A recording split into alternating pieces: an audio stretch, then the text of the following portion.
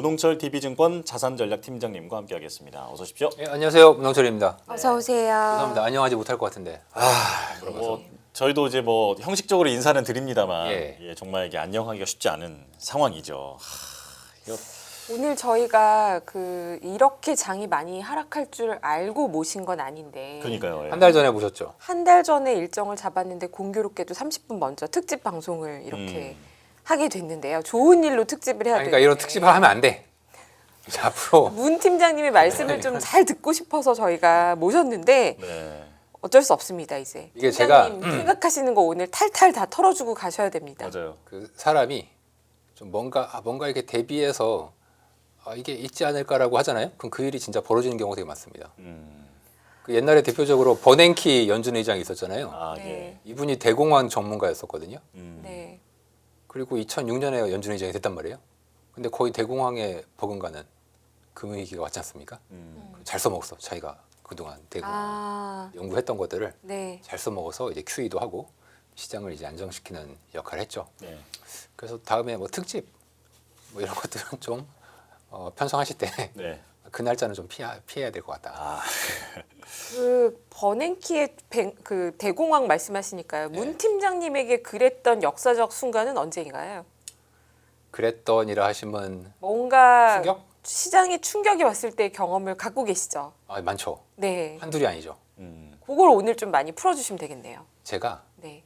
그 다른 방송에서 나갔다가 이제 레버리지 ETF나 변동성이 있어서 문제라는 거야. 사람들이 뭐 나라에서도 걱정하시고 투자자도 걱정하시고 근데 제가 걷다 대고서 변동성이 높은 게 왜 나쁘죠? 이렇게 했다가 욕을 많이 먹었습니다. 지금 시장이 지진 난 것 같아서 지금 매일 동공 지진에 네. 심장이 두근거리는 분들이 변동성이 많은데 원흉인데. 변동성을 지금 왜 나쁘죠? 이렇게 하시면 제가 이제 사실 변동성을 왜 나쁘냐고 생각을 한 이유가 됐던 게 금융위기였었거든요. 이제 금융위기 직전에 저도 2004년부터 일하면서 이제 월급을 탈탈탈 모아서 지금의 반도체 마냥 주식가가 막 올라가니까 저도 이제 월급의 상당 부분을 거기다 집어넣습니다. 주식 이제 저는 종목은 원래부터 안 하는 사람이에요. 네. 당시에는 인덱스도 뭐 3배 가까이 올랐기 때문에 코스피 인덱스 해서 한참 좋았어요. 네. 그러다가 이제 금융위기 때 이제 폭락하면서 계속 떨어지지 않습니까? 네. 그래서 이제 그때 같이 이제 아주 어린 마음에 투자하는 사람들 이게 서로 모여서 이제 어떻게 할 거냐 그러니까 폭락을 하는데 이게 2200 정도까지 갔어요. 지수가. 네. 지금 생각하면 너무 낮아 보이시지만 네. 당시로서는 이게 700 언저리에 있다가 맞습니다. 2200이 간 거였기 때문에 다들 돈 많이 벌었다가 폭락하니까 다들 뭐 힘들다 혹은 팔아야겠다 이런 분들이 있었고 저 같은 경우에는 좀 게으른 것도 있고 변동성 이건 뭐 좀 따분한 성격인 것 같은데 변동성에 좀 무딘 성격이었거든요. 그래서 좀 그냥 가만히 있었죠. 1700 정도에 팔으셨던 분이 많았어요. 그리고 이분들이 지수가 1400 가니까 와 이거 너무 잘 팔았다 그러면서 다시 샀습니다. 1400에서 다시 샀어요. 그때 기억이 없으시죠? 그쵸, 앵커님은? 예. 네. 1400에 다시 샀는데 이게 1200, 1100, 1000도 깨지는 거야. 다 손절했어요.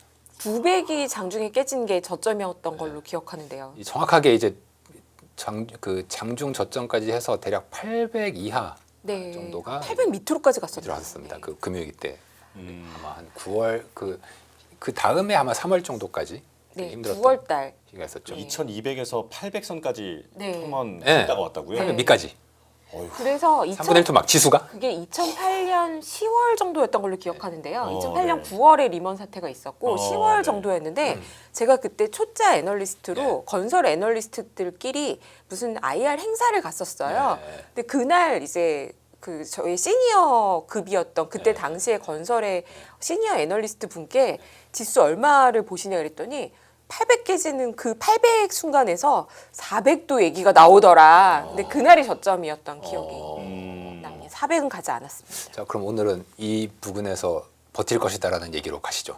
아, 그래서 더 떨어진다고 하면 개저점이 아닌가? 오늘을 V자의 여기서 더 떨어진다고 말해야 오늘 말해야 오늘 저점인 건가요? 이거 팀장님 잘 부탁드립니다. 이거 제가 이거 총대를 매야 되는 건가요? 총대를. 이게 큰 충격을 우리들은 몇 번 겪었으니까 네. 그래도 뭐 이런 일들이 그렇게 크게 다가오긴 하지만 뭐 경험이 있다는 게 좀 다르겠죠.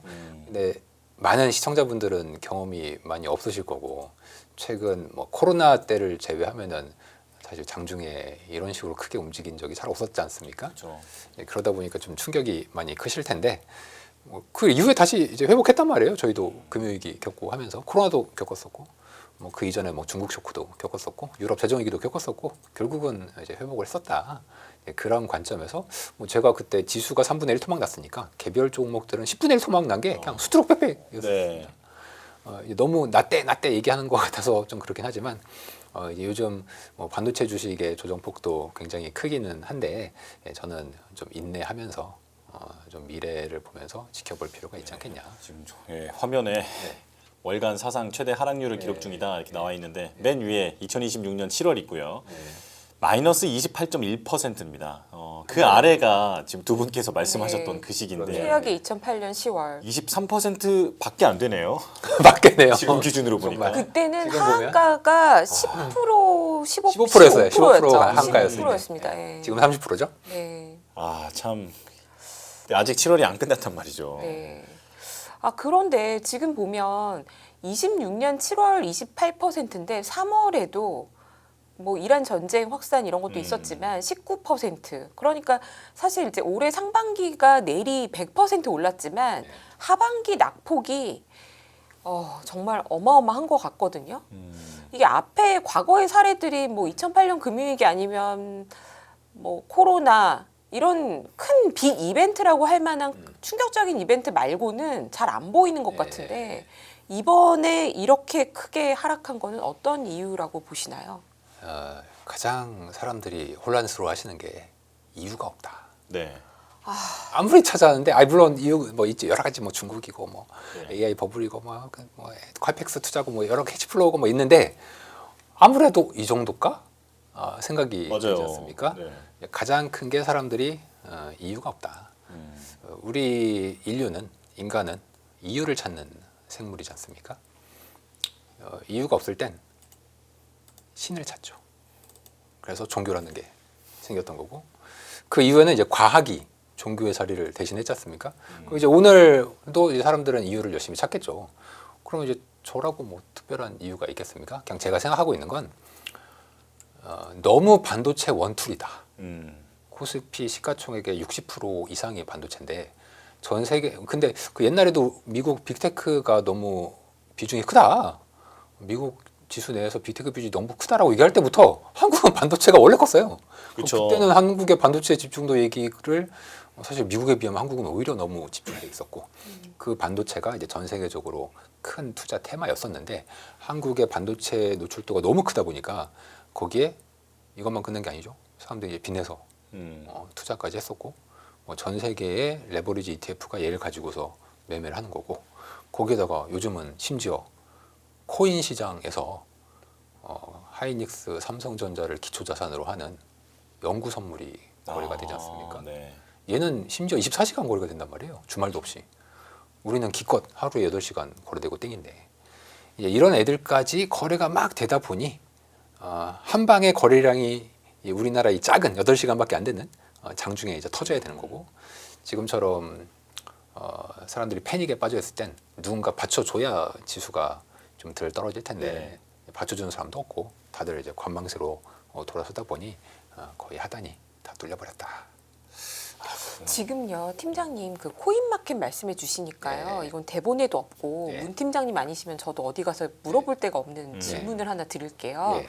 지금 하이퍼 리퀴드나 뭐 바이낸스나 각종 코인 거래소에 네. 이미 SK 하이닉스의 레버리지가 상장돼 있는지는 꽤 됐고 있죠. 선물 옵션 다 있지 않습니까? 예. 뭐 매우 레버리지 배수가 높은 것도 있는 걸로 알고 있는데 네. 지금의 SK 하이닉스 주가 변동성이 네. 한국에 상장돼 있는 레버리지 ETF 때문만은 아닐 수 있겠다 이런 생각도 들어요. 왜냐하면 네. 굉장히 야수 같은 사람들이 글로벌하게 네. 많은 다양한 플레이를 할 수 있는 판이 열려져 버린 거잖아요. 그렇죠. 말씀하신 것처럼 24시간 연결돼 있는 이상한 시장이 생겨 있는 것 또한 지금 어떻게 보면 꼬리가 몸통을 흔드는 네. 그런 모양새가 아닐까라는 막연한 상상을 해왔는데 네. 그거에 대해서 뭔가 답을 주실 수 있을 것 같아요. 이 작업을 해줄 수 있는 사람 저밖에 없죠. 아 역시. 네. 자신감. 왜냐하면 저는 저도 그 하이퍼 리퀴드에서 거래되는 연구 선물에 대해서 이게 과연 꼬리가 몸통을 흔드는 역할을 어느 정도나 할까 그것을 개인적인 궁금함에 네. 한번 조사를 해봤는데 결론은 네. 아직까지는 작은 것 같아요. 아직까지는. 그런데 이제 가끔 뉴스에 보면은 규모가 뭐 예를 들어서 하이퍼 리퀴드에서 거래되는 규모가 지금 우리나라 정규장에서 하이닉스 거래되는 물량의 뭐 20%다 30%다 이렇게 얘기가 나오는 경우가 있어요. 근데 네. 이제 그건 좀 오해신 게 하이퍼 리퀴드의 레버리지가 보통 10배 정도 되거든요. 네. 증거 금리는 좀 변하긴 해요. 10배라고 하면 그 10배는 계약 금액일 뿐이기 때문에 그 계약 금액을 가져다가 거래량이라고 쳐버려요. 그러면 이게 맞는 얘기일 수도 있고 아닌 얘기일 수도 있습니다. 거래량으로 뭐 1조를 거래할 수 있는데 실제 증거금은 한 1,000억밖에 필요가 없는 상황이 이제 될 수가 있는 거고 이제 그러다 보니까 이제 절대적인 거래 금액이 어떻게 보면 커 보일 수가 있습니다. 그러나 실제로 내부적으로 보면은 그 거래 금액 자체의 증거금률이나 전체적인 크기는 아직은 그러니까 앞으로 커질 거예요. 그리고 이제 저는 사실 우리나라 금융이 사실 거의 잡아 먹힐 거다라고 보는 입장인데 그 코인 같은 이런 새로운 이제 RWA 시장이라고 그러죠. 실물자산 코인 네. 이런 쪽으로 잡아 먹힐 것 같긴 한데 아직까지는 웩도 독할 정도는 아닌 것 같고 그럼 이제 우리나라 뭐 하이닉스나 삼성전자의 변동성이 이제 왜 크냐? 네. 거기에 있어서는 뭐 레버리지 ETF가 일부 영향을 미치긴 했겠죠. 그러나 사실 지금까지 저도 금융위기를 겪었지만 가령 금융위기 같은 경우에는 이제 어떤 주식이 굉장히 인기가 많았냐면 중공업 주식들, 조선 업체들이었습니다. 그래서 당시에 이런 업체들의 주가가 정말 막 널뛰기를 지금 반도체 주식 마냥 했어요. 맞아요. 근데 우리나라가 갈수록 제조업 경쟁력을 중국에게 계속 먹히고 있지 않습니까? 그래서 뭐 자동차 먹히고 뭐 배터리 먹히고 디스플레이 먹히고 중공업 먹히고 자동차 계속 다 먹혔어요. 그래서 지금 하나 남은 게 반도체예요. 네. 그래서 그 반도체가 변동성이 커 보이는 거죠. 근데 지난 금융위기 전에는 우리나라의 제조업에 대한 저변이 굉장히 넓었단 말이에요. 네. 이제 그 절변이 넓은 걸 생각하면 마치 우리가 대포를 쏘는데 좁은 지역에다가 모든 대포를 집중 사격하는 거하고 이 넓은 지역에다가 그냥 따콩따콩 쏘는 거하고 이 터지는 폭발력이 다르지 않습니까? 그러니까 이제 그 금융위기 전에는 우리가 저변이 이렇게 넓게 퍼져 있었던 산업 저변이 이제 넓었던 거고 다 죽었지 않습니까 이게? 그러니 딱 하나 반도체가 남았으니까 할 게 그거밖에 없는 거야. 그러니 변동성이 그 한번 궁금하신 분들은 이제 2007년, 뭐 2006년, 2007년, 2008년에 그 중공업 업체들 혹은 조선업체들의 주식 변동성을 보시면 지금 반도체보다 그렇게 작지 않아요. 그렇죠. 꽤 커요. 그때 당시에도. 그래서 사람들이 막 미쳐가지고 거래하고 유동성 거기에 막 레버리지 10배씩 내면서 했단 말이에요. 심지어 그때는 뭐 레버리지 ETF도 없었고 뭐 선물 신용으로 포트도 없었어요. 다 선물 신용을 했었고 네. 실제로 증권사 가면은 삼성전자 아마 대용가가 한 절반 해줄 겁니다. 삼성전자 1,000만 원 있으면 500만 원 빌려줘. 그러면은 500만 원 빌려서 500만 원 삼성 사면 또 250만 원 빌릴 수 있죠. 250만 원 사. 그러면은 이제 무한 등비 흡수로 해서 우리 그 로그 자연 로그 이해하면은 2.7배까지 할 수 있잖아요. 무한대로 하면은. 그러니까 대략 2배까지는 그냥 아무나 할 수 있는 거예요. 삼전 하이닉스 같은 경우는 저는 그래서 뭐 레버리지 ETF를 제가 뭐 변호해 주는 건 아니지만 네. 레버리지 ETF가 변동성을 확대시킬 수는 있었겠으나 저는 사실은 우리나라의 산업 저변 자체가 너무 반도체로 치우쳤고 나머지 산업이 다 죽었던 게 이제 가장 근본적인 원인이 아닌가. 그런데 우리나라 사람들의 돈은 많아졌지 않습니까? 네. 그럼 그 돈이 갈 때가 이제 우리가 뭐 호스로 이제 물을 뿜는데 물이 막 이렇게 압력이 가해지는데 호스 구멍이 요만하면 하면 그걸로 금속도 자를 수 있잖아요. 마찬가지로 이번에 이제 반도체의 변동성도 저는 그런 의미에서 너무 집중돼 있다. 그게 원인이다. 그러니까 우리나라의 산업에서 특히 이제 우리나라는 수출이 중요한데 네. 수출에서 기여도가 반도체가 압도적으로 압도적이죠. 증가한 거죠. 네. 그래서 그럼 결국에는 반도체가 내년에 실적이 좋은데 네, 좋죠. 주가가 갑자기 이렇게 내려가니까 투자자분들이 당황스러우신 거잖아요. 네. 그러면 왜 그런 건지 그리고 빅테크들에 대한 우려를 지금 제일 많이 하고 있는 것 같은데 그렇죠. 빅테크들한테는 진짜 문제가 있다고 보시는지요? 네. 자, 잘 생각해보세요. 빅테크가 왜 문제냐? 실적이 좋은데 문제래. 왜 문제예요? 프리캐시 플로우가 안 좋아서요. 프리캐시 플로우가 안 좋은 이유는 캐펙스 투자가 너무 많아. 캐펙스 투자를 왜 많이 해요? 반도체를 사야 되니까. 네. 메모리 때문에. 그러면은 빅테크가 우려가 커지면 메모리 반도체는 좋은 거네요. 그렇게 생각했죠. 그쵸. 상반기까지. 이게 논리적으로 이상하지 않잖아요. 네. 맞잖아요. 그렇죠. 그렇죠. 그러면 요즘 이제 반도체 주식이 떨어지는 것다가 빅테크가 문제여서 그렇다 좀 이상하다는 거죠. 그러니까 이유를 우리가 굳이 찾자면 그렇죠. 굳이 찾자면 빅테크가 캐펙스 많이 한 거 오히려 메모리에는 좋은 거란 말이에요. 좋아야 되는데. 그래서 이제 그거는 어떻게 보면 우리가 이제 이런 식으로 이유를 하나씩 이렇게 떼가자는 거죠. 여러 가지 사람들이 뉴스에는 이제 온갖 얘기들이 이제 다 나오지만 알고 보면 진실은 잘 이제 없는 편인 거고. 뭐 예를 들어서 중국 요즘 뭐 키미 K3 네. 나왔고, 근데 비슷한 게 옛날에 터보컨트 사건도 있었고, 그렇죠. 딥시크 사건도 있었고, 중국이 올라오는 건 이미 다들 알고 있는 새로운 뉴스 아니지 않습니까? 그러면은 키미 이것도 우리는 EU에서 이제 한번 떼 보자는 거죠. 그래서 반도체 실적을 보면은 계속 증가한단 말이에요. 그런데 이제 굳이 설명을 굳이 하자면 그 주식 투자할 때 몇 가지 원칙 혹은 기본이 있지 않습니까? 그 기본은 이제 어려운 말로 하면 2차 미분이에요. 2차 미분. 무슨 얘기냐? 실적의 증가가 중요한 게 아니고 실적 증가세의 속도. 그러니까 올해 실적이 뭐 100% 증가했어요. 그럼 내년엔 110%가 증가해야지.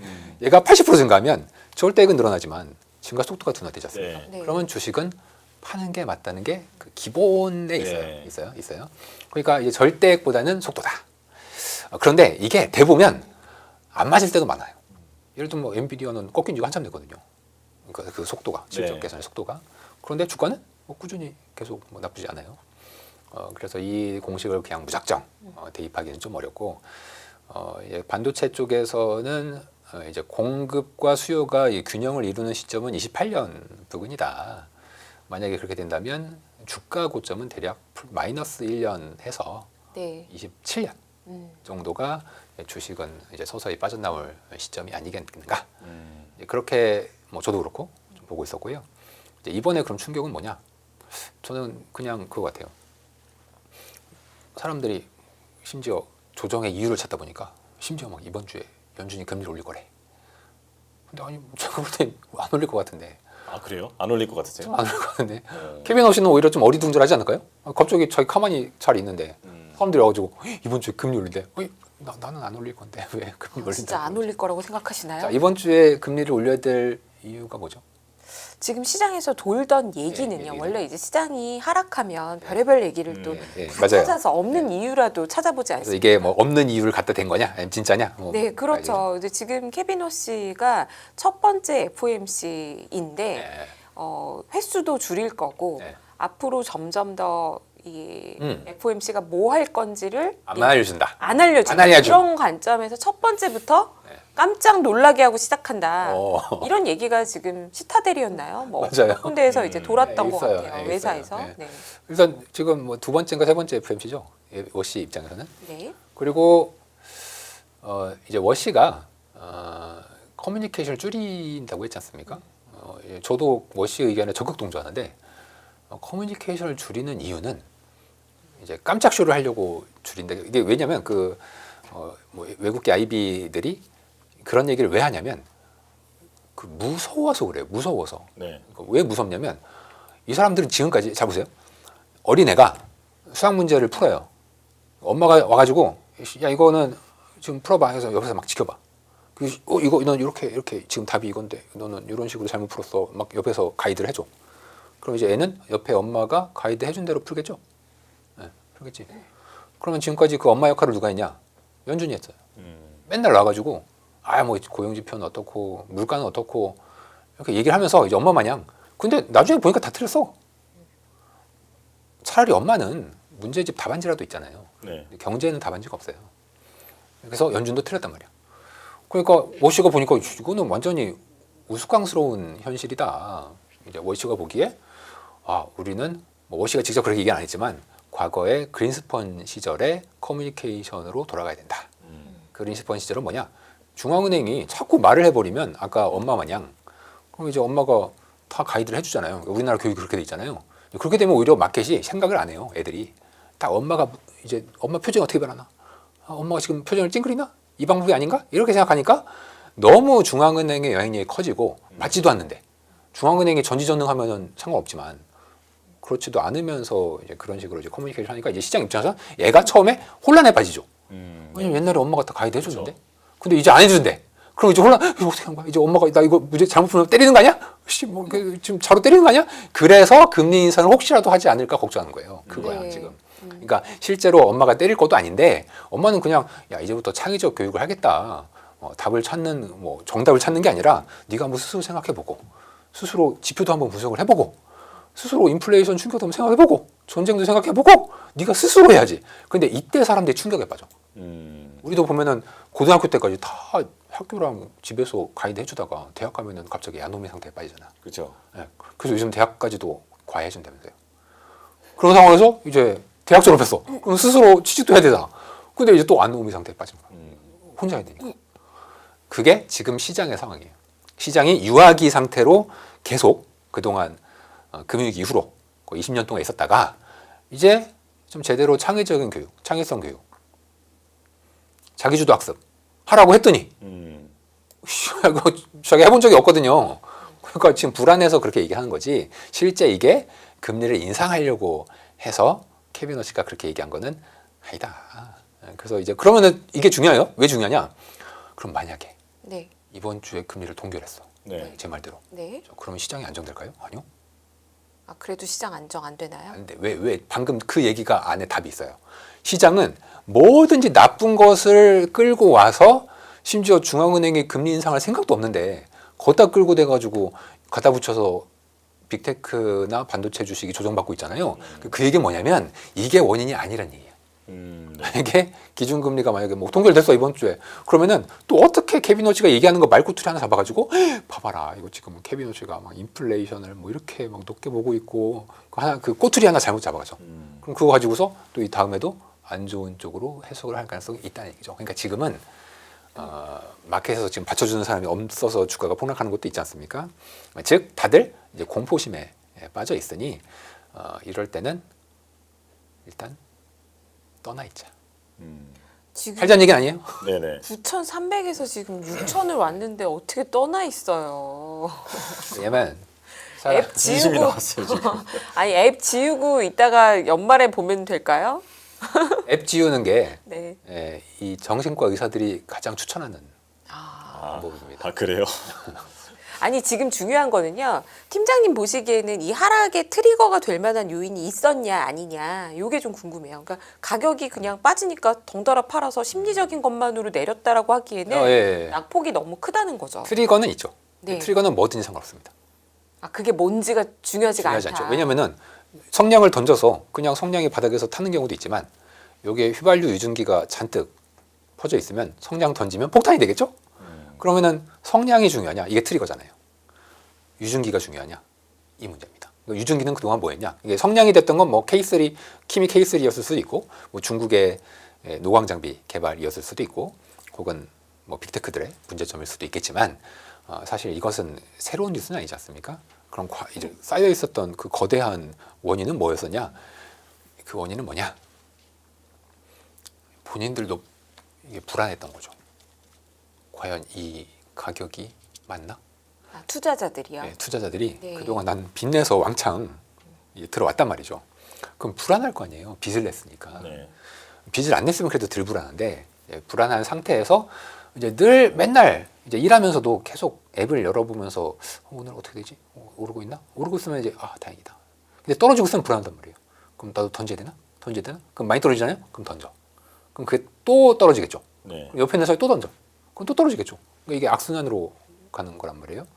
즉 현재는 특정한 재료가 있다기보다는 사람들이 나는 이제 지금 내 전 재산 다 털고 레버리지까지 써서 들어왔는데 돈을 벌지 못하면 난 여기서 인생 역전 끝나. 나 이거 해가지고 빨리 집 사야 되는데 이제 이거 이러면 끝이잖아요. 너무 두 번째 기회는 없잖아. 그런 상황에서 주가가 빠지니까 그냥 던졌던 게 가장 큰 요 저변에. 그렇다고 뭐 반도체 펀더멘털이 훼손되냐? 그것도 아니고 실적이 뭐 그러면 나빠질 거냐? 그것도 아니지 않습니까? 그러니까 이유만 찾고 있는 거라서 이것은 그럼 언제 해결되냐? 기간 조정과 가격 조정을 받으면 가격 조정은 저는 뭐 거의 대충 된 것 같고 다만 이제 기간이 좀 필요하죠. 왜냐면 오를 때도 너무 짧은 기간에 이제 올랐었기 때문에 이제 기간도 일부 우리가 버티면서 앱을 지우고서 이제 버티다 보면은 나중에 다시 또 좋은 시기가 좋은다는 거죠. 아니 그 두 가지 말씀을 드릴게요. 네. 지금 사태 심각성을 지금 팀장님께서 못 아니, 느끼고 계신 것 느껴요. 같아요. 느껴요. 지금 채팅창의 분위기는 지금 네. 심각해요. 심각해요. 예. 그리고 실제로 지금 개인 투자자분들이 떨어지는 과정에서 사실상 기관도 별로 매수하지 않았고 네. 외국인도 별로 매수하지 네. 않았고 오늘도 외국인 폭풍 매도하는데 이걸 개인이 계속 받았단 말이에요. 그러면 왜 빠졌는지는 그러면 뭐 많이 올랐으니까 빠졌다 하더라도 그러면 저점은 언제쯤 어떤 이유로 형성이 될 수 있을지 레벨을 정확하게 알 수는 없어도 네. 뭐가 이 시장의 반전을 만들 수 있다고 보시는지요. 네. 왜냐면 제가 갑자기 팀장님하고 이런 대화를 하다 보니까요. 네. 일단 팀장님께서 그 시청자분이 뭐라고 하시냐면 음란한 상승을 상승. 기대했는데 제가 파괴적 폭락이 왔다. 제가 이러시는 용서를 구하겠습니다. 제가 6월달에 조정받을 때 건전한 조정이 끝나고 음란한 상승이 올 것이다라고 말씀드렸다가 7월달에 더욱더 이거 뭐 건전한 정도가 아니죠. 그렇죠. 불건전하죠 정말. 2번 건전했다가는 뭐 거의 불구가 될 정도로 상황이 될 것 같은데 저는 시간이 좀 필요하다. 시간은 3개월 정도는 지나야 된다. 그러면은 3개월, 네. 그러면은 이제 사람들이 3개월 정도 이제 시간이 지났어요. 그러면 이제 아까 트리거 물어보셨지 않습니까? 회복의 트리거. 그러면은 그때 해서 뭐가 나와도 회복의 트리거가 돼요. 시간이 지났으니까. 그리고 레버리지를 잔뜩 끼고서 사신 분들이 일단 나가야 네. 좀 건전하게 레버리지 안 쓰고 계신 분들만 좀 남아 있어야 더 이상 매도가 안 나오지 않겠습니까? 따라서 이제 여러분들이 보셔야 될 건 뭐 주식시장에서의 레버리지 정도가 어느 정도나 청산되고 있는지. 실제로 최근에 고객 예탁금이 대규모로 빠져나갔죠. 거의 그렇죠. 30조 이상이 네. 빠져나갔죠. 이제 100조 원 초반대까지. 이런 것들이 조정받아서 뭐 건전하다고 하면은 좀 안 좋은 얘기겠지만 이런 것들이 조정을 이제 어느 정도 받냐? 그러면 제가 트리거를 말씀드리겠습니다. 아마도 그 지난주에 유가가 많이 오르면서 이란 사태가 한번 극단까지 갔다가 네. 갑자기 월요일 되자마자 트럼프랑 이란 협상한다고 하잖아요. 그렇죠. 예. 근데 이게 퀀트 모델상 정확했습니다. 그 트럼프의 타코를 예측하는 퀀트 모델이 있거든요. 네. 이 사람이 이제 몇 가지 변수를 넣어요. 뭐 경제 변수랑 뭐 국채 금리랑 뭐 주가랑 이렇게 몇 주 넣은 다음에 뽑아보면 이 사람이 이번 주 이게 이제 지난주부터 이미 나왔던 뉴스인데 이번 주에 타코 한다. 맞아요. 딱 맞았어. 딱 맞았어.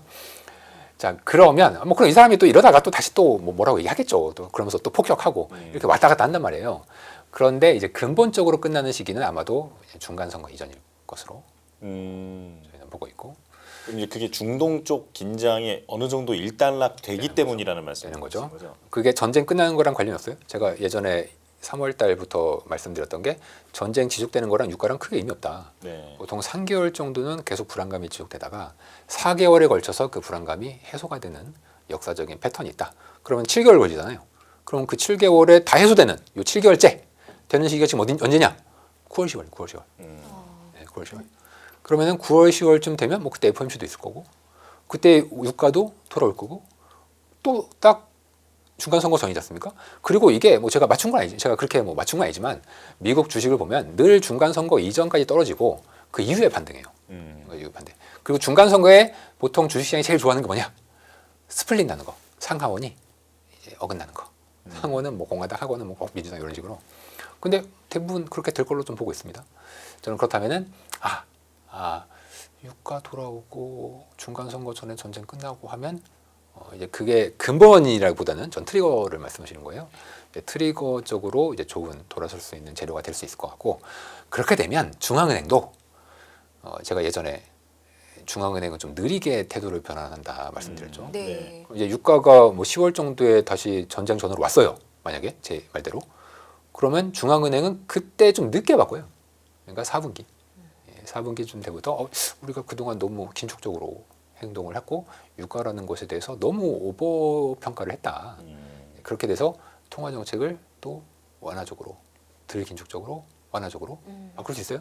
그러면 그게 또 사람들이 우리가 그동안 너무 과하게 있는 재료 없는 재료 갖다 붙이면서 얘기했구나. 그렇게 말씀을 하면서 트리거가 될 수 있는 걸로 보이고, 지금 오늘 나왔던 창신 메모리 관련돼서도 뭐 제가 반도체 전문가는 아니지만 현재 중국의 DUV 장비 같은 경우도 상당히 이제 9세대 모델을 그렇죠.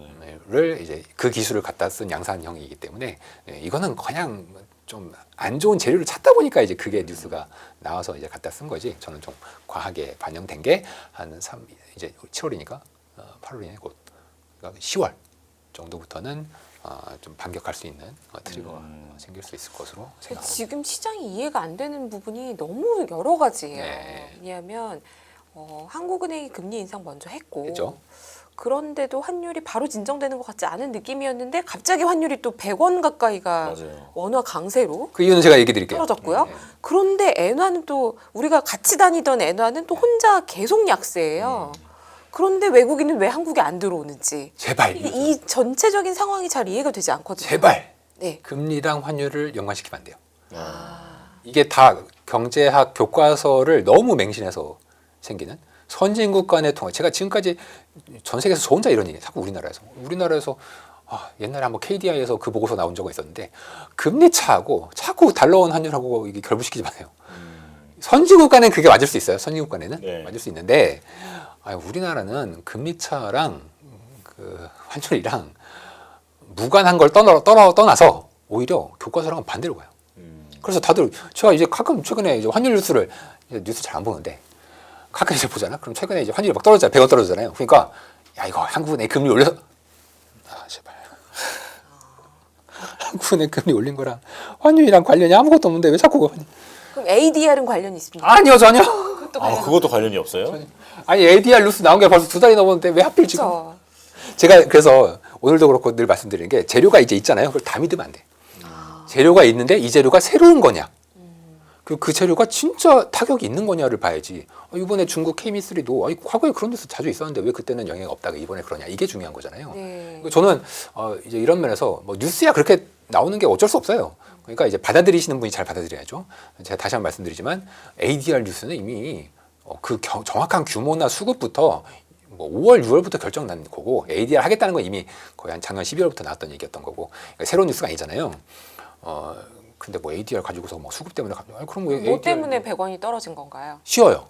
외국인 주식 안 팔아서 그래요. 외국이 주식 안 외국인 팔았다고요? 주식 덜 팔긴 샀다 팔았다 하긴 했지만 여전히 그동안 팔고- 팔았던 거가 역대급이었거든요. 네. 근데 그거에 비해서 7월 들어서 살 때도 있었고 거의 안 팔았어요. 거의 그냥 거의 횡보. 그러니까 그동안 이제 팔았던 걸 보면 사실 환율이 덜 오른 거예요. 이게 판 게 정말 엄청나게 팔았어요. 이게 과거에 아무리 역사를 봐도 이렇게 판 적이 없어. 네. 그러니까 이것만 보면은 우리나라 원화가 사실은 1,600원 넘어도 이상하지 않을 정도로 팔았어요. 그 환전을 했었으면 실제로. 그런데 이제 그거 하나예요 지금은. 물론 이제 그때 뭐 이런 이유 때문에 환율이 뭐 이래요 하는 걸 저는 뭐 개인적으로 좋아하지 않습니다. 저는 모든 걸 설명하는 하나의 이유를 좋아하는데 일단 지금은 어쩔 수 없이 외국인 주식 매매가 환율을 결정하는 단 하나의 요소예요. 이게 갑자기 멈춰버렸잖아요. 근데 마침 그때 뭐 한국은행이 금리 인상하고 뭐 ADR 상장하고 하니까 그렇게 보이는 거지. 실제로 이거 딱 하나밖에 없습니다. 오로지 하나. 외국인이 주식을 안 판다. 그러면 그동안 환율을 내리끓이던 요소가 많았거든요. 뭐냐면 수출 잘 되는 거. 근데 이거 말고 외국인이 막 주식 하도 팔아야 되니까 이게 환율을 계속 이제 올렸던 거예요.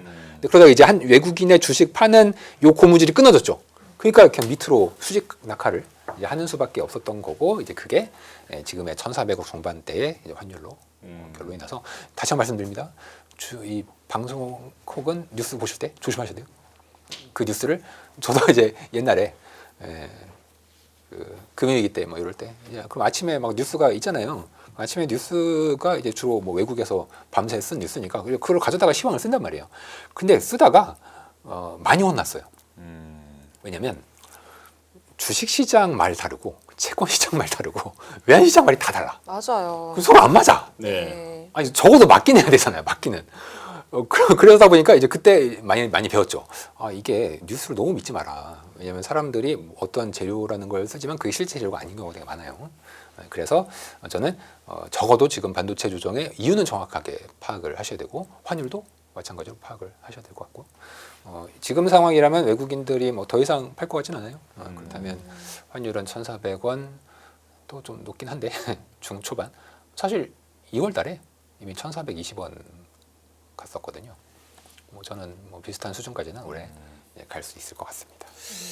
그러면 저는 그러니까 지금 팀장님의 말씀을 쭉 들어보면 시장 전반적으로 뭘 해도 안 되는 이제 상황 심리가 안 좋을 땐 상황에서 그렇죠. 역풍이 불 땐 그냥 가만히 있어요. 네, 그러니까 이제 막 소나기가 엄청나게 쏟아지고 있는 상황에서 이제 무슨 우산을 쓰든 예. 비는 다 맞는 거고 지금 그런 상황이라고 보면 그래도 이제 시청자분들이 많이 궁금해하실 만한 이게 지금 단기적인 이슈가 네. 당장 일단 눈앞에 네, 있는 것이 있죠. 실질적으로 충격을 준 것인가 이게 이제 궁금하실 수 있을 텐데 저는 그 엔비디아가 그 순환 출자 개념으로 네. 순환 투자라고 해야 되나요? 네, 네. 그게 지금 이번에 더 불거진 게 네. 문제가 아닐까 이런 생각 드는데 엔비디아 5% 빠졌잖아요. 시총 1위 네. 자리 그렇죠. 뺏기고 네. 그 오픈 AI에다가 2,500억 네. 달러 규모의 네. 지급 보증을 선다. 네. 그러니까 지금 이 규모 이런 이제 생태계가 앞으로 유지될 수 있는 것인지 네. 뭐 무슨 뭐 CDS 프리미엄도 올라갔다 이런 얘기 많이 많이 올라갔죠, 있잖아요. 지금. 엔비디아 CDS 프리미엄이 올라간 거를 본 거는 저는 처음 보는 것 같거든요. 네, 지금 빅테크 전반적인 평균 CDS 프리미엄 인덱스가 대략 200 BP? 오라클 올라가고 그다음 오라클 메타 제일 따라서 높게 있고. 올라가고 그것까지는 시장에서 네. 어느 정도 예상 가능한 회사들이었기 때문에 메타도 좀 기분은 안 좋지만 메타가 증자할 수도 있겠다 이런 얘기까지도 했단 말이죠. 그런데 엔비디아는 사실 시가총액 1위 기업이었고 이제 내려와 봐도 그래도 2등이잖아요. 네. 이 회사 돈을 너무 잘 벌고 있고 근데 갑자기 CDS 프리미엄이 올라가는 게 한 달 만에 80bp인가요? 올라갔죠. 적지 않게 올라갔더라고요. 폭등했습니다. 네, 어떻게 보세요? 자, 이 순환 이걸 뭐라고 하죠? 순환 파이낸싱? 서큘러 뭐 혹은 파이낸싱 뭐 밴딩 파이낸싱 네, 이런 얘기 네. 하는데 이 밴딩 파이낸싱은 결과지 원인이 아닙니다. 이게 중요해요. 네. 결과지 원인이 아니다. 만약에 밴딩 파이낸싱이 문제다. 그럼 뭐도 문제냐? 은행에서 대출 받는 것도 문제예요. 왜? 은행에서 대출 받는 거랑 그러니까 여러분들이 은행에서 주택담보대출 받죠? 그거랑 엔비디아의 밴딩 파이낸싱이 원리가 똑같아요. 그러니까 은행에서 대출 받으러 여러분이 가요. 그러면 은행이 아이고 고객님 오셨어요. 저희 10억 빌리셨는데 저 잠깐 금고에 갔다 올게요. 10억 있는지 가서 볼게요. 아니 안 그래요. 10억 하고 엔터를 친단 말이에요. 네. 그럼 그 엔터를 치는 순간 금융 시스템에 10억이 공급이 돼요. 그냥 허공에서 뿅 생기는 거예요. 네. 그러면 이건 허공에서 뿅 생기니까 가짜야. 가짜죠. 가짜인데 경제가 그렇게 돌아가요 원래. 네. 근데 그거랑 그 엔비디아가 똑같단 말이에요.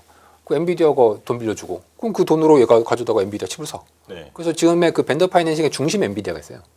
그리고 그 옆에 이제 모든 빅테크들이랑 뭐 빌린 애들 그냥 다 하면 다 서로 이렇게 주고받고 있어. 맞아요. 그러면 이제 그거가 문제냐? 문제죠. 근데 그거 아까 얘기한 거랑 똑같아요.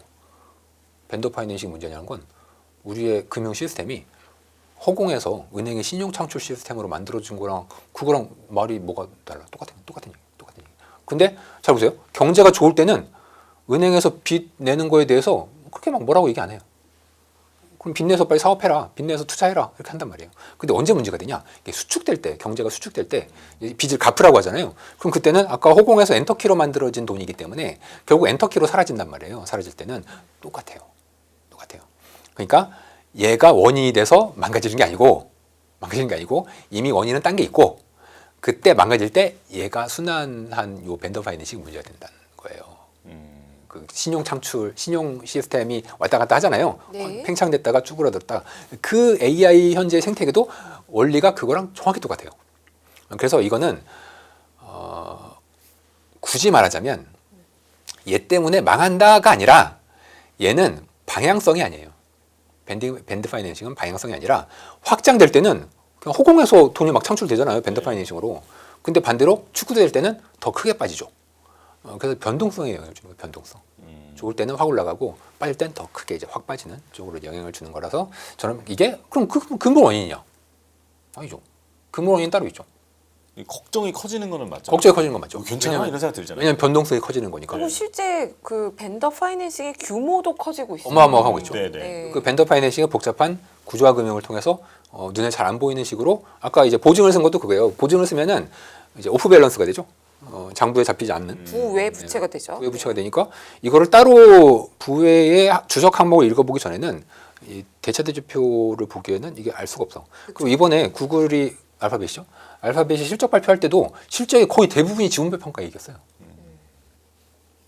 그러니까 근데 이제 갑자기 왜 그러면은 그렇죠. 프리미엄이 올라갔냐 이거죠. 그러니까 그거는 얘가 원인이라기보다는 갑자기 이제 저는 모든 걸 심리에 걸고 있는 거죠. 네. 심리가 꺾인 게 먼저고 꺾인다 보니까 이런 게 문제가 돼 보이는 거고 그러면은 당연히 채권에 문제가 되겠네. 그럼 CDS를 좀 높게 거래를 해야 되겠다. 이런 식으로 이제 이어지는 거죠. 즉 우리가 처음에 말씀드린 요 심리가 그러면 심리가 어떻게 개선되는 거 어떻게 되나? 그거는 이제 아까 제가 트리거를 몇 개 말씀드렸고 네. 조정폭이 일정 수준 되잖아요. 그럼 그때 심리가 개선이 됩니다.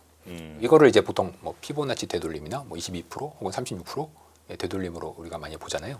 이럴 때는 이제 차라리 저는 재료 보지 마시고 그냥 그래프를 보세요. 예, 제가 펀더멘털 보는 사람인데 기술적 분석하라고요? 예. 이럴 때는 기술적 분석하는 게 차라리 나. 그래서 이제 기술적 분석으로 다른 기업들의 어떤 차트 등을 보고 이제 CDS 같은 경우도 저는 이제 지표로서 참고를 좀 하긴 하는데 네. 너무 CDS는 보지 마세요. 왜냐면 CDS는 대후행 지표예요. 저도 채권 시장에 있지 않습니까? 네. 채권 시장 되게 스마트해 보이죠? 아니야, 똑같아요. 똑같아요. 지금 심리가 지금 너무 투심이 나빠지고 있잖아요. 나빠지고 있죠. 물론 이제 국장이 심하게 나빠졌는데 미장도 지금 새벽에 제가 CNBC 들어보면 한국 시장 세미컨덕터 네. 얘기가 매일 나오고 이제 있어요. 그 우리를 다음. 보면서 움직이고 있고. 그러니까 이제 그러면 한국 안 좋대 그럼 떨어지고, 그럼 미국 안 좋대 또 떨어지고, 한국 안 좋대 하면 또 떨어지고. 계속 그런 상태인 왔다 갔다 건데 하죠. 네. 이 심리의 반전을 누가 어떻게 만들어 줄 거냐가 사실 가장 큰 고민인 거죠. 상처가 나면 네, 이제 밴드를 붙이고 네. 몸 조리를 잘하고 상처가 알아서 아물기를. 그거 계속 이제 들여다보고 하면은 골마요.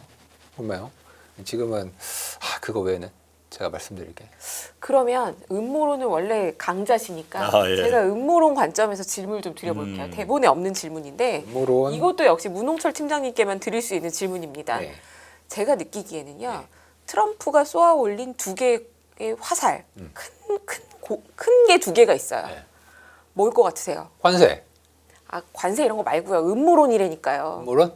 하나는요. 코인인가? 코인이고요. 네. 돈을 대통령이 벌었습니다. 네. 일가가 네. 코인 하나 했고 네. 그다음에 하나가 AI예요. 네. 이 AI로 미국은 GDP 성장률도 이끌었고 네. 뭐 텍사스주 같은데 어마어마한 수혜를 누리고 있어요. 네. 실제로. 네. 근데 요 두 개가 네. 코인이 먼저 무너졌고요. 네. 그다음에 지금 AI가 네. 저는 미국의 중간 선거를 앞두고 상당히 불안불안해 보이거든요. 네. 그래서 트럼프가 어떻게 해서든 빨리 전쟁을 수습하고 중간 선거 준비를 해야 되는데 네. 이제는 음모론적 관점에서 중간 선거를 거의 포기했나? 어이 포기라뇨. 정치인에게 포기는 그러면 없습니다. 하반기 시장이 어떻게 되는 거야? 이게 걱정이 돼요. 정치인에게 포기는 없어요. 그럼 포기 안 하고 좀 진정을 시킬까요? 그 정치인은요 우리랑은 뇌가 다른 사람이에요. 정치인은 요물이야, 요물. 네. 어떤 요물이냐면 이 사람들은요 남이 자기를 욕하잖아요. 그러면은 힘이 나는 사람들이에요. 그리고 지금 상황이 위태롭다. 예를 들어서 막 이제 트럼프예요. 그럼 코인 망했죠. AI가 흔들흔들 만약에 이제 트럼프가 AI를 뭐 밀었는지 잘 모르겠지만 잃었어요. 그러면 이제 AI를 막 흔들려. 그러면은 트럼프는 지금 하나를 잃었잖아요, 코인을. 그러면은 이 사람이 이제 일반인들은 나 큰일 났어, 나 지금 하나 망했어, 나 얘를 지켜야 돼 이러죠. 정치인들은 전투력이 더 올라가. 이럴 때 오히려. 그래서 뭔가 해결책을 꼭 찾아요. 네. 근데 그게 지지율을 높이고 본인이 그 유리한 방향으로 가야 시장이 안정이 되는 건데 그렇죠. 네. 포기하는 것처럼 보이는 방향으로 맞아요. 자꾸 센 말을 하면 시장에 충격만 주고 있는 거잖아요. 그거는 센 말은 시장을 충격을 주려고 하는 게 아니고 정반대예요.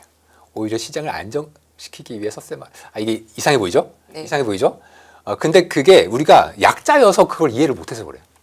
강자의 관점에서 우리가 이해를 해야 돼. 그러니까 미국의 관점 그리고 그 대통령의 트럼프의 관점에서 이해를 해야 된단 말이에요. 여러분, 이란을 굴복시키는 방법이 그럼 가서 어르고 달래고 이게 방법일까요? 아니에요. 때려. 일단은 때려. 그러면 자산시장이 망가지겠죠. 근데 그거는 어쩔 수가 없어. 왜냐하면 나중에 협상을 하기 위해서 때리는 거거든요. 그러니까 이거는 트럼프의 생각에서 이해를 이제 하셔야지. 아니, 쟤는 왜 저거 포기하려고 그러나? 쟤 지금 중간선거 이제 포기했나? 이렇게 보시는 건 너무 이제 그쪽을 부정적으로. 오히려 트럼프가 말이 많다. 폭격을 막 한다. 이거는 트럼프가 지금 빨리 끝내고 싶어 하는구나. 이렇게 좀 제가 좀 미친놈처럼 보이겠지만 이게 강자의 전략이에요. 강자의 전략. 강자는요 약자한테 가서 구걸하지 않아요. 그냥 차라리 좁혀서 얘가 무릎을 꿇게 만들어요. 나랑 협상을 하는 게 이게 강자의 전략이에요. 우리나라는 한 번도 강자였던 적이 없기 때문에 또 하나는 이제 특히 한국 분들의 어떤 사고적인 특징인데 이러한 힘의 논리를 잘 이해를 잘 못해. 이분들 우리나라 사람들은 기본적으로 다 약간 이과적 머리를 갖고 있거든요. 이제 성리학에서 말하는 그 리라는 거죠. 아, 네. 네. 그 리의 질서를 가지고 있어요, 이 사람들이. 그러니까 이게 논리적으로 이해가 안 되면 왜 이거 난 이해가 안 된다. 이렇게 잘못 판단해. 근데 힘의 논리로 접근하셔야 돼요. 그 미국은 그리고 미국은 전 세계를 경영을 했던 제국이었었지 않습니까? 지금 이제 안 하겠다고 하고 있지만 이런 제국의 관점은요. 요즘처럼 이제 장 힘들 때 너무 장만 쳐다보지 마시고 과거 영국이 전 세계를 어떻게 지배를 했는지 그 영국의 외교 전략 그리고 미국의 전후 외교 전략을 보시면 지금의 트럼프의 행동은 너무나도 자연스러워요. 너무나도 이상하지 않고 그 목적이 너무 명확해. 네. 이란을 빨리 협상 테이블에 나오게 해서 중간선거 이전까지 이제 전쟁을 끝내야 하는 것이 이제 목표다. 그럼 지금 엔비디아가 시총 2위로 내려가면서 시장에서 걱정하는 반도체만 좀 조정받고 한국 시장 어느 정도 안정되면 괜찮은 건데 지금 걱정은 미국 시장이 또 조정을 받으면 우리는 못 일어날까 봐 걱정하는 거거든요. 그럼 그렇게까지 걱정할 일은 아니라고 생각하시는 걸까요? 자, 지금 순환매가 미국에선 일어나고 있지 않습니까? 네. 이제 빅테크들은 힘들어하지만 그동안 AI에 전혀 뭐 계속 후발주자 뭐 하는지도 몰랐던 애플이 다시 올라와 있고 그리고 그 외에 다른 섹터들은 또 막 올라와 있고 이러잖아요. 그러니까 이거는 사람들이 뭔가 지금 피해 있자. 난 돈은 많은데 피해 있고 잠깐 일단 소나기를 피하자. 그리고 움츠려 있다가 기회가 있으면 다시 개구리 마냥 펄짝 앞으로 뛰어가려고 준비하고 있는 거라고 봐야 되겠죠. 이제 그렇다면 미국 시장이 여기서 쉽게 무너질 정도는 아니다. 다만 계절적으로 중간 선거 전에 좀 약해요. 중간 선거 끝나고 많이 올라갑니다. 이제 제가 그래서 10월 이제 지나면 이제 괜찮아질 거라고 말씀을 드리는 이유도 계절성도 있고 중간 선거 시기가 원래 그 미국 중간 선거 연도에 S&P가 안 좋아요 원래. 늘 안 좋아. 대통령 2년 차가 좀 안 좋아요. 그래서 그러다가 중간 선거 끝나고 올라가기 시작합니다. 그 패턴을 따른다면 한국에도 뭐 그렇게 안 좋은 시나리오는 아니다. 즉 행복한 시기가 뭐 지금은 어렵지만 4분기에 나올 수 있다는 거죠. 저 팀장님 나오시면 오늘 꼭 여쭤보려고 한 게 또 있는데요. 이렇게 많아. 마침 장표를 또 가지고 오셨더라고요. 그 비농업 고용 지표 항상 이제 시장에서 보는 시각과 좀 다르게 말씀해 주셔서 고용이 지금 어떤 상태인지 그리고 만약에 이번 FOMC에서 뭐 물가와 고용 또 얘기할 텐데 고용이 혹시 나빠지면 이제는 시장에서 또 악재를 다 악재로만 받아들이려고 하는 것 같아서 악재가 아닌 것조차도 지금 고용에 대해서 원래 좀 안 좋게 보셨잖아요. 지금 실제로 어떤가요? 지금 AI나 메모리 쪽에서 신경 쓰는 것은 금리고 상대적으로 펀더멘탈은 오히려 좀 나빠지는 게 좋을 거다. 배드 이즈 굿 쪽으로 볼 것 같습니다. 제 생각에는. 왜냐면은 고용 좋다고 해서 뭐 메모리 투자 더 안 하고 뭐 이러지 않거든요. 근데 금리는 영향을 많이 미쳐요. 투자 심리에. 제가 그래서 이제 고용에 대해서 이제 계속 보고 있는데 제가 케빈 워시를 그나마 중앙은행 중에서는 높게 평가하는 이유가 지표에 대해서 한번 태스크포스로 다시 디벼보자. 이런 점에서는 높게 평가를 하고 그럼에도 불구하고 안타깝게도 중앙은행들의 연준의 지표 해석 능력보다 저의 해석 능력이 훨씬 뛰어나다고 저는 생각하고 있기 때문에 제가 왜 미국의 지표를 비농업을 특히 과장돼 있다고 이제 보냐 옛날에 잠깐 말씀드렸지만 현재 미국의 비농업은 잠깐 이 페이지 그림을 잠깐 뭐 옛날에 한번 보여드렸어요? 한번 보시면 녹색이 여러분들이 비농업 맨날 보는 기업 대상 조사 누적 작년에 거의 쉬었죠 연간으로. 그래서 완만하게 둔화되고 있지 않습니까? 근데 갑자기 기울기가 올해 초에 위로 픽 뛰네요. 잠깐 올해 초에 저렇게 갑자기 고용이 튈 이유가 있었나요? 일단 초는 아닌데 월드컵. 월드컵. 그 얘기 많이 했죠. 그래서 제가 접객 서비스, 호텔 숙박업 고용을 봤는데 아니야. 그래요? 전혀 아니에요. 그래서 이거는 이상해요. 왜냐하면 원래 이런 식으로 그래프가 잘 안 나와요. 그리고 월드컵부터 전부터 튀기 시작했기 때문에 그리고 가계를 대상으로 조사한 거는 회색인데 오히려 방향성이 반대예요. 이런 경우는 잘 없습니다. 왜냐하면 둘이 방향성이 반대면 안 되거든요. 차이는 날 수 있어요. 24년에 차이가 났던 거는 불법 이민 때문인데 지금은 불법 이민이 없거든요. 그럼 이제 왜 나이가 나냐? 저는 이 비농업의 측정 방식이 창업에다가 곱하기 뭐 10명 뭐 10명 한다는 얘기는 아니에요. 제가 예를 들어서 창업하면 보통 창업할 때 고용을 제일 많이 하잖아요. 네. 그런 식으로 그 비농업을 산출하고 나중에 수정을 한단 말이에요. 왜냐하면 창업했는데 지금 바빠 죽겠는데 무슨 채용을 보고를 안 하죠. 근데 창업을 한 사업자 등록 건수는 국세청에서 데이터가 나와요. 이 3페이지에 있는 자료가 바로 국세청의 미국이에요. 발급 건수인데 코로나 때 한번 올라가죠. 그건 다 아실 거고. 네. 지금 제2의 창업붐이 불고 더 있어요. 올라오고 있네요. 네. 제2의 창업붐. AI 때문인가요? AI 중에서도 에이전트 AI 때문에 옛날에는 인사, 총무, 마케팅, 광고 이거 사람 다 고용했지 않습니까? 네. 지금 혼자예요. 창업을. 게다가 개발자분들이 취직이 안 되니까 창업을 해버려요. AI도 잘 써요. 이게 사업자 등록 건수를 대폭 늘렸을 걸로 추정이 되고 또 국세청에서는 그 요즘 여러분 주변에도 가끔 나 한번 사업자 하나 내볼까? 이런 사람 있죠? 저요? 이런 사람 있어요. 이런 사람 있어. 최근 내셨어요. 네. 이런 사람들이 네. 보면은 사업을 실제 하는 건 아닌데 네. 그 신청만 하는 경우가 있어요. 그 사업자 번호를 받아. 그래서 이 국세청에서는 그걸 구분을 해요. 그래서 이 그래프에서 구분을 위아래로 돼 있죠. 진한 색의 보라색은 실제 그냥 나 한번 사업자 내볼까? 하는 사람이 이제 진한색. 그 연한색이 진짜 사업하실 분. 지금 당장 사업을 오픈하실 분. 그런데 보면은 연한 진성의 신청은 별로 없죠. 안 늘었죠. 대부분 가상의 신청하신 분. 나 AI 에이전트 가지고 한번 신청해볼까? 사업해볼까? 이런 사람들이란 말이에요. 그러면 고용이 실제로 안 늘었는데 네. 엄청 과장돼 버려요. 아, 그러면 이번에 FOMC에서도 이렇게 고용이 좋다고 아니에요. 하면 그러니까 좋다고 걔네들은 볼 거고 네, 거기선 좋다고 부정적이겠죠. 보면 네. 또 금리 인상을 걱정할까 봐 하겠죠. 네. 그래서 제가 얘기했잖아요. 이번에 동결을 해도 네. 사람들은 꼭 트집을 그 안에서 잡아서 고용 지표를 되게 좋게 보내. 올해는 뭐 그래도 뭐 이번 달에 발표된 건 안 좋았지만 지난 한 6개월 동안 좋았으니까 고용 지표 되게 좋은가 보다. 제가 지표 다 틀렸다 그랬죠. 근데 그들은 저 같은 해석 능력을 갖고 있지는 않기 때문에 그냥 헤드라인이 좋으면 그냥 좋다고 볼 거란 말이에요. 그런 과정에서 이제 시장은 여전히 불안한 건 사실이다. 그 당분간 조심해야 된다는 게 중앙은행도 그렇고 고용 지표에 대한 해석도 그렇고. 근데 결과적으로 제가 4분기에는 바뀔 거라고 말씀드렸죠. 3분기 갔는데 고용이 하향수정 될 거잖아요. 제가 이렇게 말씀드린 게 맞다면. 네. 그래서 제가 4분기에 좋아질 수 있다라고 다시 한번 지표도 그렇다, 지지한다는 것이죠. 알겠습니다.